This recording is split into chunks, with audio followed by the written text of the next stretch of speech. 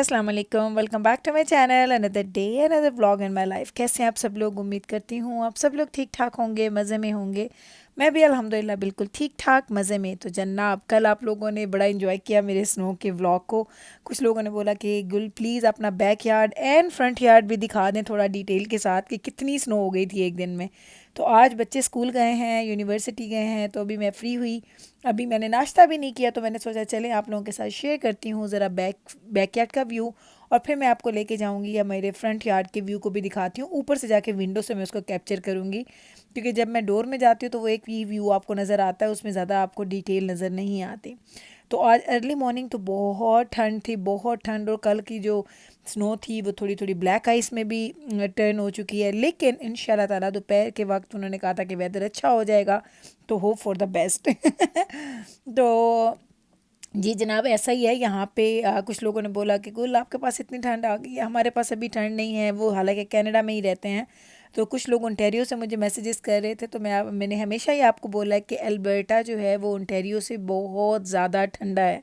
तो इसकी ठंडक का आप जो कंपैरिजन है ना, वो आप ओंटारियो के साथ नहीं कर सकते। ओंटारियो वालों के पास ठंड होती है, स्नो होती है, सब कुछ होता है, लेकिन अल्बर्टा की निस्बत बहुत कम होती है। तो ये ज़रा देख लें बैकयार्ड का हाल, एक दिन पहले क्या हालत थी, एक दिन बाद क्या हालत हो गई। तो ऐसे ही है, पल में वो कहते हैं ना, चीज़ें बदल जाती हैं दुनिया में, क्या से क्या हो जाता है कुछ पता नहीं चलता।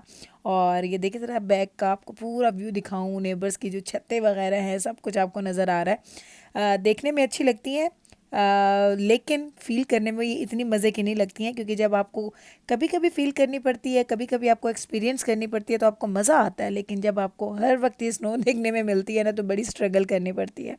ये ज़रा चेक करें, डोर के पास इतनी स्नो इकट्ठी थी, जब मैंने डोर खोला है ना, तो ये स्नो पीछे हटी है। क्योंकि साथ में विंड भी चल रही थी ना, तो स्नो हर जगह पे इवनली स्प्रेड नहीं हुई है, कहीं ज़्यादा इकट्ठी हो गई, कहीं कम इकट्ठी हो गई। लेकिन वही वाली बात कि बच्चे कल भी स्कूल गए थे, खैर से आज भी गए हैं, और आज तो वेदर बेहतर हो जाएगा। ये देख लें जनाब, ये है जी मेरी ऊपर की जो मेरी मेन विंडो है, जो मेरे बोनस रूम की विंडो है, उससे मैं आपको स्ट्रीट का व्यू दिखाती हूँ।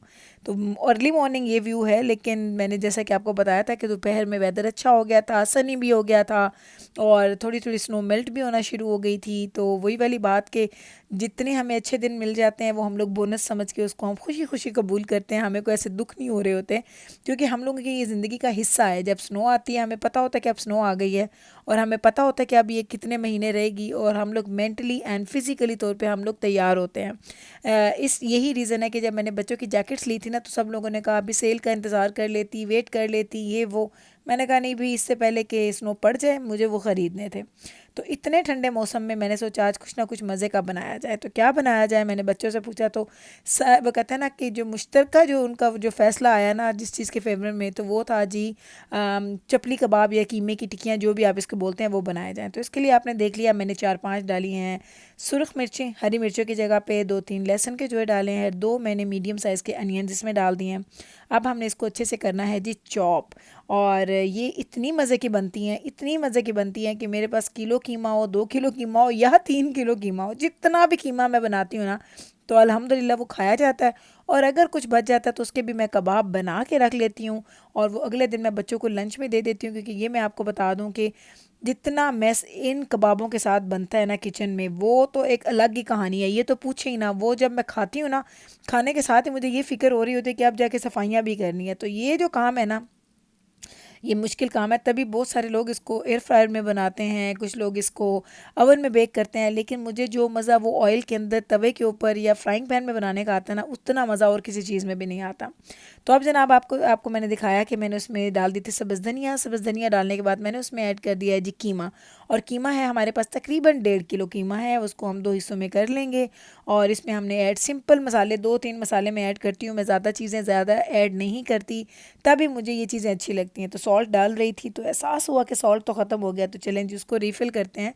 ये चीज़ें भी तो आपको पता है ना, साथ साथ चलती रहती हैं। अब ये बिहाइंड द कैमरा कितने काम करने पड़ते हैं, कि अब आपको एहसास कभी भी नहीं हो सकता। कि अगर आप मेरी ज़िंदगी में कभी वैसे आएँ और आप देखें कि गुल की लाइफ में जो वो कहते हैं ना, कैमरा के फ्रंट पे और कैमरा के बैक पे क्या हो रहा होता है, उस बहुत सारी चीज़ें हैं। तो ये वाले काम साथ साथ चलते रहते हैं, एक काम करे तो दूसरा काम निकल आता है। ये डाल दी मैंने डाला है जी सॉल्ट टू टेस्ट, काफ़ी ज़्यादा डाला क्योंकि कीमा मेरे पास 1.5 किलो है। मसाला शसाला सब कुछ डालने के बाद सुरख मिर्च का पाउडर मैंने डाला है तकरीबन 3 टीस्पून, क्योंकि स्पाइसी, जितनी स्पाइसी होती है ना कीमे की टिक्कियाँ या चपली कबाब, उतना ही इसको खाने का मज़ा आता है। तो अब जनाब हम इसमें ऐड कर रहे हैं जी ज़ीरा, जो कि मैंने भून के रखा हुआ है, ना कुटा है ना पिसा है, जस्ट भून के रखा हुआ है। उसके मैंने 2 टीस्पून मैंने इसमें ऐड कर दिए हैं, ये हमने डाल दिए। एक चीज़ मैंने इसमें और ऐड की थी जो कि मैंने कैमरा में नहीं की, जो मुझे बाद में याद है, तो मैंने बाद में इसको ऐड कर दिया था। वो था इसमें जी बेकिंग पाउडर या बेकिंग सोडा, कुछ भी आपके पास अवेलेबल है, वो 1 या 2 चुटकी आप इसके अंदर ऐड कर देते हैं। तो बस अब जनाब इसको हम लोग करते हैं अच्छे से ग्राइंड, और इसको ग्राइंड बहुत अच्छे से करना है। तो जब से मैंने ये ग्राइंडर लिया है, ये इसका साइज़ थोड़ा छोटा है कंपैरेटिवली जो मेरा दूसरे वाला था, पहले वाला ग्राइंडर, लेकिन इसका ये कि काम अच्छा करता है, तो मुझे ये अच्छा लग रहा है। और दूसरे वाला मैंने समेट के रख दिया है, मैंने अभी तक फेंका नहीं, ना मैंने डोनेशन में डाला, क्योंकि वो बिल्कुल सही काम करता है। तो मेरा दिल नहीं कर रहा था कि हो सकता है समर में जाके उसको मैं डोनेशन बिन में डाला हूँ, लेकिन मैं उसको यूज़ नहीं कर रही हूँ। तो कीमा जी हमारा हो चुका है कम्प्लीटली रेडी, और इसको हम लोगों ने रखना है इस स्टेज पे। जब मैंने इसको डाला था ना इस बर्तन के अंदर, तब जाके मैंने इसमें ऐड किया था थोड़ा सा बेकिंग सोडा, मैंने सोडा डाला था। अगर आप बेकिंग पाउडर डाला था मैं हमेशा कंफ्यूज होती हूँ सोडा एंड पाउडर में, लेकिन जो भी चीज़ आपके पास अवेलेबल है डाल सकते हैं, लेकिन बेकिंग पाउडर जो है वो प्रेफरेबल होता है कि अगर आप वो आपके पास है तो उसकी 1-2 चुटकियाँ आप इसमें डाल दें। तो बस है ना, आप कीमा हमारा हो चुका है रेडी, इसको हम कर देंगे कवर और इसको हम डाल देंगे फ्रिज के अंदर। और उसके बाद मैं आपसे मिलूँगी शाम में, जब हम लोगों ने इसकी तैयारियाँ करनी है। तो जनाब यहाँ पे बस हल्का सा आप ऑयल डालेंगे, हल्का सा क्या मतलब शैलो फ्राई करना है, बिल्कुल थोड़ा भी ऑयल ना हो और बिल्कुल डीप फ्राई वाला भी ना हो, इतना हो कि जिसमें आप जब इसमें कीमे के कबाब डालें तो उसकी एक साइड उसमें थोड़ी थोड़ी डिप हुई हुई हो। बस कबाब बनाते जाएंगे और उसको साइड चेंज करेंगे। ज़्यादा से ज़्यादा चपली कबाब या कीमे के कबाब आप जो बनाते हैं ना, सबसे जो एक ख़ास बात है कि उन चपली कबाबों को ज़्यादा से ज़्यादा 3-3.5 मिनट से ऊपर आपको नहीं देना पकाने का टाइम, क्योंकि अगर आप उसको ज़्यादा पकाएंगे तो एक तो वो जूसेस बहुत ज़्यादा रिलीज़ कर देगा और उसका जो टेस्ट है वो ख़राब हो जाएगा, और दूसरा उसके जो टेक्सचर में जो चिड़चिड़ापन आ जाएगा वो आपको अच्छा नहीं लगेगा। तो ये चीज़ आपने याद रखनी है कि आपने जब भी चपली कबाब बनाने हैं, आपने ओनली 3 to 4 मिनट का टोटल टाइम आपने कबाब को देना है चूल्हे के ऊपर, जो दोनों साइडों पे आपने डिवाइड करना है 1-1 2-2 मिनट करके। तो ये आपने याद रखना है, बस जल्दी से ये तैयार कर सकते हैं आप लोग।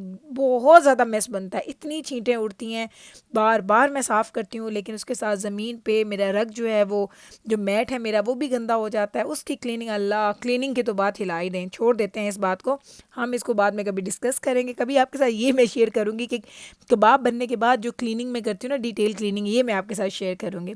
तो बस ना आप ये करती हूँ, उसके बाद आपको पता है मसाला रोटी के लिए मैं मसाला रोटी बनाती हूँ, वो बनाऊँगी और हमारा डिनर हो जाएगा रेडी।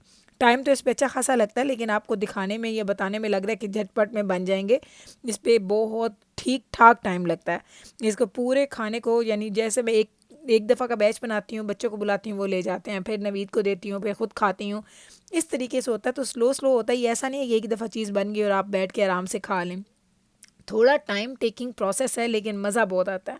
तो बस ना अब यही था जी हमारा आज का व्लॉग, और अब मैं करूँगी अपना खाना एंजॉय। ज़रा इस पे वो कहते हैं ना, करीब की एक नज़र डालेंगे ना तो आपको मज़ा आएगा। मूलियाँ मैं ज़रूर डालती हूँ, अगर आप लोग पंजाब से हैं, चिन्योट से हैं, तो आपको पता होगा कि वहाँ पे जब भी कीमे के कबाब बनते थे तो साथ में मूलियों का वो ज़रूर एक मिक्सचर सा होता था, तो ये भी मैं ज़रूर खाती हूँ।